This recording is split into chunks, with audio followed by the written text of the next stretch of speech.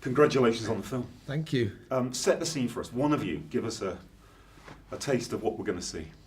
Well, it's a movie about Winston Churchill facing the most difficult and challenging moment in British 20th century history, and his ability to use words to determine the course of history.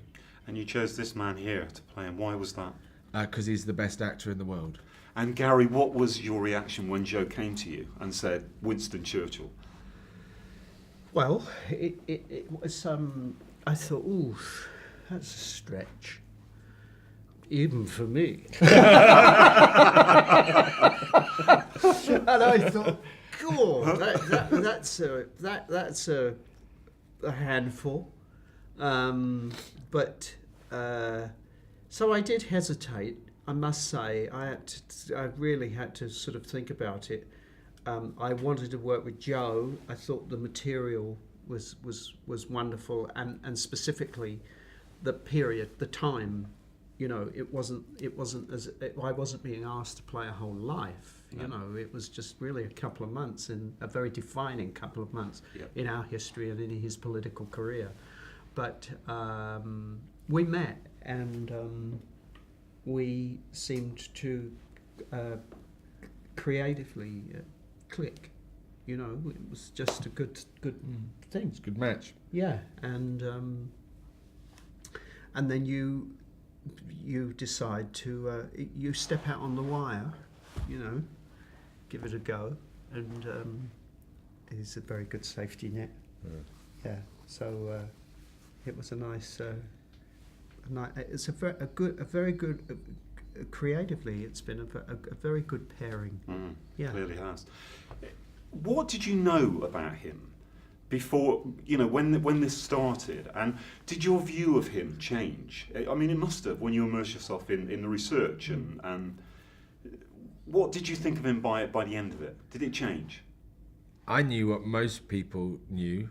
I knew what most people know, which is that, you know, Winston Churchill won the war for us, and I saw this plinth on which he stood in Parliament Square, and I thought he was untouchable, and therefore I didn't really trust him. The task of the movie was to take him down off that plinth, not throw him to the gutter, but approach him as a human being, as an individual who lived and served and had flaws and was entirely human. And had self-doubt as well, right? Yeah, absolutely. I mean, we see that very much in the film. Yeah, very much so. About this momentous decision that he's facing. Yeah. Taking a country to war. Gary, did your opinion of him change? I mean, like Joe said, we kind of have this idea from maybe school that we form of him. Yeah, I had the thing, you know, from school, really.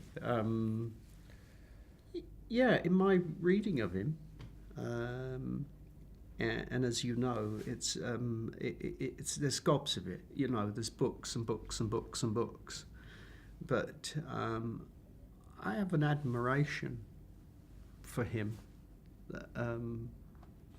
that is it's sort of my stock in Churchill has doubled. Just really, when you start to, you know, you can't speak those lines and work on those speeches without really, you know, when you really start to sort of take them apart and analyze them and look at them as you do as an actor, you know, you don't come out the other end of it. Do you know what? It's almost like, it's like sometimes when you do Shakespeare, you know, you feel you become more appreciative. You become a better person. You know what I mean? For having, because you have to get that. You have to get all that stuff sort of in your system. You know. Yeah, I do. So it sort of, it can't pass through you, as it were, without it not making a very profound impression on you. Yeah, I can imagine it would. It strikes me as well, we live in very different times, don't we? Here was a man who liked a glass of champagne with his breakfast and was it a whiskey throughout the day? Yeah. I'm not sure that in these days that a politician would ever get away with that kind of thing. No, Well, no, we'd all be. But, you know, if we looked at everything through a 21st century lens, there would be no Beatles. There would be no Rolling Stones. There wouldn't be. We love eccentrics and individuals. Yeah. So we love Picasso, don't we? But was he an angel? No.